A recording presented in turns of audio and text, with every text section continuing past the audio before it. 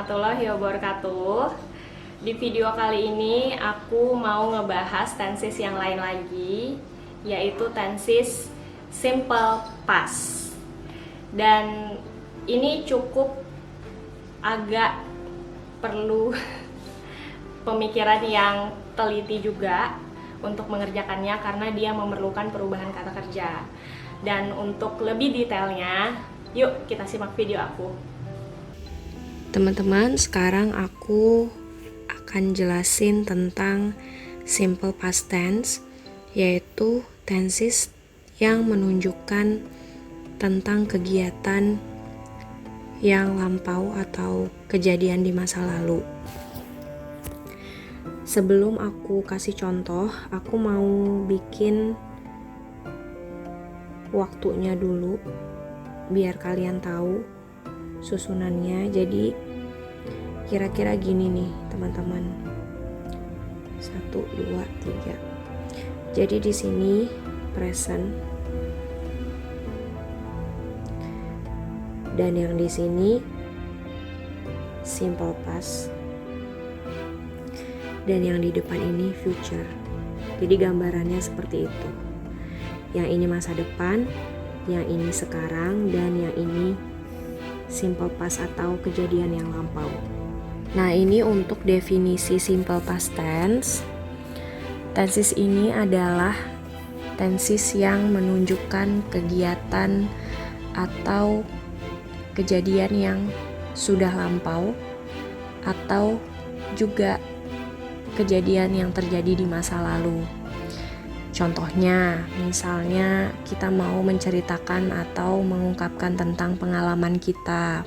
Otomatis pengalaman itu kan kejadian yang udah lalu ya teman-teman.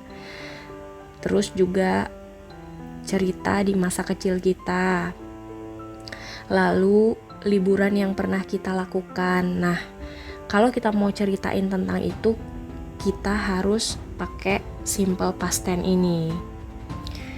Nah, simple past tense ini yang paling penting adalah yang kalian harus ingat itu penggunaan kata kerjanya. Kenapa? Karena dia di sini menggunakan kata kerja kedua atau verb to. Dan verb to-nya atau kata kerja kedua ini dibagi dua. Regular verb atau irregular verb.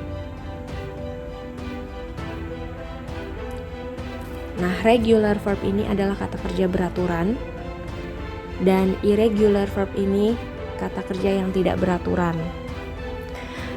Karena simple past tense memang mewajibkan atau menuntut kalimatnya itu berpola, ada perubahan kata kerja dan yang dipakai adalah kata kerja kedua ini. Jadi kalian harus pelan-pelan untuk menghafal perubahan-perubahannya. Nah, dalam bahasa Inggris itu perubahan kata kerja ada 3 teman-teman. Dan di simple past tense kalian cukup memahami atau menghafal yang perubahan kedua aja. Sekarang aku langsung kasih contoh. Misalnya aku kasih contoh yang untuk regular verb dulu ya teman-teman. Ini contohnya. Nina studied math yesterday. Oke. Ini artinya Nina belajar matematika kemarin. Kata kerjanya adalah ini, yaitu regular. Ini termasuk kata kerja yang beraturan. Aku kasih huruf R di sini. Kenapa disebut kata kerja beraturan? Karena dia cukup ditambah id saja. Dia kan dari kata study nih di sini. Ini kata kerja pertamanya. Nah, inilah yang menunjukkan dia sebagai kalimat lampau. Jadi penggunaan kata kerja kedua ini yang membuat dia sebagai kalimat lampau. Dan ini tidak ada pembeda bagi semua subjek. Semua subjek, apapun subjeknya, baik itu jamak ataupun tunggal, dia harus menggunakan kata kerja kedua. Dan nggak perlu pakai to be atau embel-embel lain ya teman-teman. Nah selanjutnya untuk kata keterangan waktunya itu yesterday yang artinya kemarin. Kalian boleh juga pakai misalnya tadi malam, minggu lalu ya, misalnya gini, last night, tadi malam. Terus atau misalnya last week ya, minggu lalu. Yang last itu biasanya yang lalu, atau 2 hari yang lalu, 2 days ago. Nah ini kata keterangan waktu yang menggambarkan kalimat lampau. Sampai sini paham ya teman-teman? Kalau kalian masih belum paham bisa diulang aja video ini sampai paham. Dan selanjutnya yang kedua, ini aku kasih contoh yang pakai kata kerja yang tidak beraturan. Misalnya we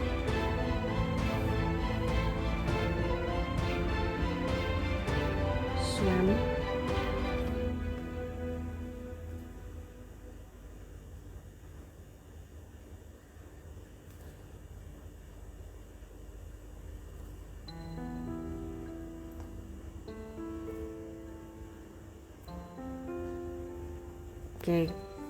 We swam at Mesra Hotel last Sunday.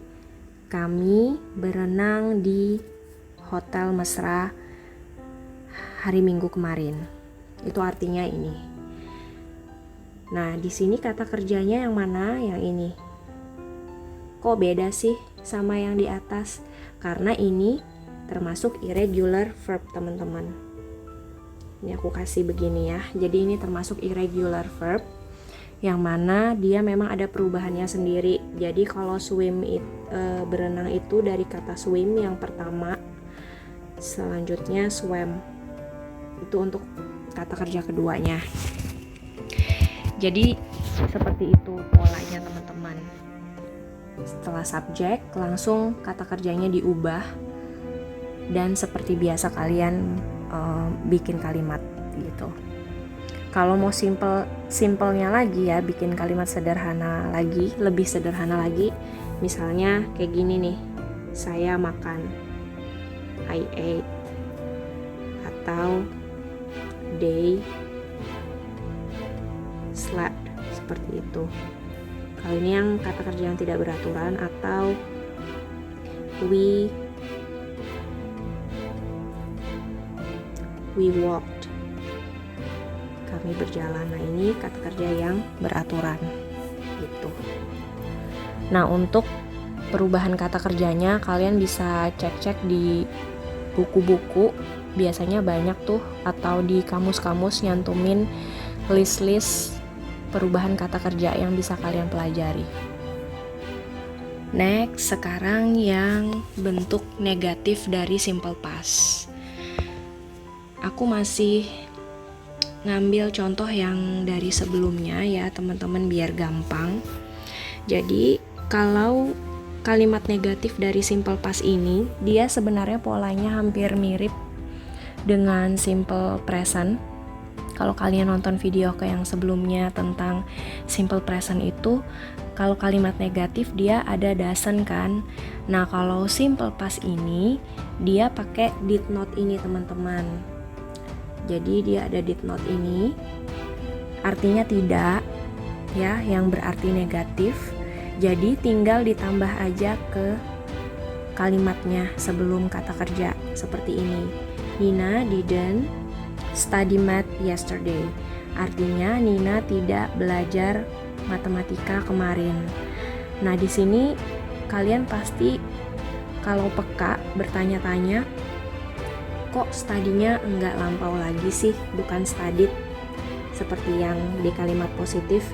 Nah, ini hampir mirip dengan pola simple present karena dia di sini udah ada didn't atau did not. Didn't ini singkatan dari did not ya. Oleh karena itu, study-nya langsung balik ke awal polanya. Study-nya bentuknya yang pertama, nggak usah diapa-apain karena udah ada didn't gitu. Jadi setiap kalian mau bikin kalimat yang negatifnya begitu, misalnya no I didn't, aku enggak gitu. Begitu juga nanti kalau misalnya ada pertanyaan lampau yes or no, kalau misalnya kalian jawabnya no berarti pakai ini didn't. Dan ini juga berlaku untuk semua subjek. Dan yang kedua, ini juga kalian bisa lihat didn't dan swim-nya langsung berubah seperti semula. Yang tadinya swam jadi langsung ke swim karena ada didn't ini. Artinya kami tidak berenang di Mesra Hotel atau di Hotel Mesra. Untuk keterangan waktunya kalian boleh cantumkan berdasarkan keterangan waktu yang lampau, terserah yang mana. Paham ya teman-teman? Kalau yang ini bentuk kalimat pertanyaannya yaitu interrogative formnya teman-teman. Dan di sini perubahannya tuh sedikit aja. Cuma did-nya yang ditaruh di awal kalimat seperti ini. Did Nina study math yesterday untuk nomor 1. Dan study-nya tetap seperti yang kalimat negatif. Jadi karena udah ada did, study-nya jadi yang tadinya studied berubah menjadi study, menjadi kata kerja pertama. Karena dia pertanyaan, polanya jadi did-nya itu harus ditaruh di awal kalimat gitu. Yang artinya apakah Nina belajar matematika kemarin. Dan yang kedua sama polanya ya, jadi did-nya tetap ditaruh di awal juga sebelum subjek. Did we swim at Mesra Hotel? Apakah kami berenang di Hotel Mesra gitu. Jadi kalaupun nggak ada kata keterangan waktu setelahnya, kalau polanya seperti ini itu pasti polanya kalimat lampau ya teman-teman. Dan swim-nya karena udah ada did, dia dari kata swam tadi berubah menjadi swim, kata kerja pertama. Oke, aku harap kalian bisa paham ya. Kalau misalnya belum paham, kalian bisa ulang-ulang video aku ini sampai kalian paham, atau kalian juga bisa bikin kalimat sendiri kalau kalian punya waktu luang biar diulang-ulang dan bisa lebih paham lagi.